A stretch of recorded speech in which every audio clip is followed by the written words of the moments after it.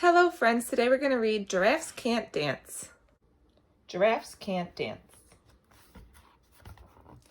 Gerald was a tall giraffe whose neck was long and slim, but his knees were awfully crooked and his legs were rather thin.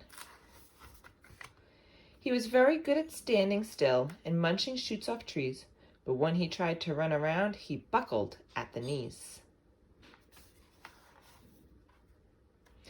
Now every year in Africa they hold the jungle dance, where every single animal turns up to skip and prance.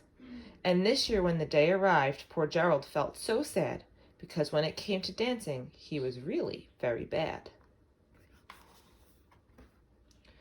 The warthogs started waltzing, and the rhinos rock and rolled. The lions danced a tango that was elegant and bold. The chimps all did a cha-cha with a very Latin feel, and 8 baboons then teamed up for a splendid Scottish reel. Gerald swallowed bravely as he walked towards the floor, but the lions saw him coming, and they soon began to roar. "Hey, look at clumsy Gerald," the animals all sneered. "Giraffes can't dance, you silly fool. Oh, Gerald, you're so weird." Gerald simply froze up.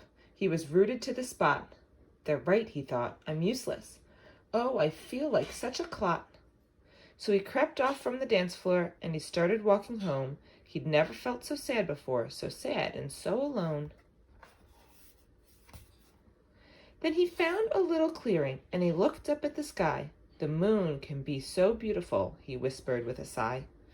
"Excuse me," coughed a cricket who'd seen Gerald earlier on, "but sometimes when you're different, you just need a different song." Listen to the swaying grass and listen to the trees. To me, the sweetest music is those branches in the breeze. So imagine that the lovely moon is playing just for you. Everything makes music if you really want it to.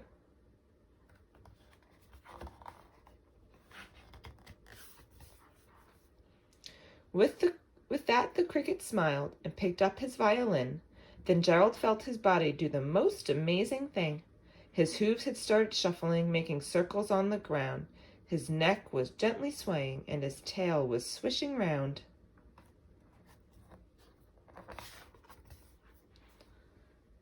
He threw his legs out sideways, and he swung them everywhere. Then he did a backward somersault and leapt in the air.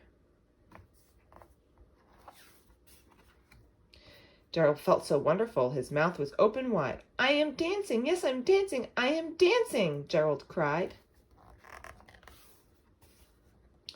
Then, one by one, each animal who'd been there at the dance arrived while Gerald boogied on and watched him quite entranced. They shouted, "It's a miracle! We must be in a dream. Gerald's the best dancer that we've ever seen." "How did you learn to dance like that? Please, Gerald, tell us how." But Gerald simply twirled around and finished with a bow. Then he raised his head and looked up at the moon and stars above. "We all can dance," he said, "when we find music that we love." The end. Thank you for reading with me.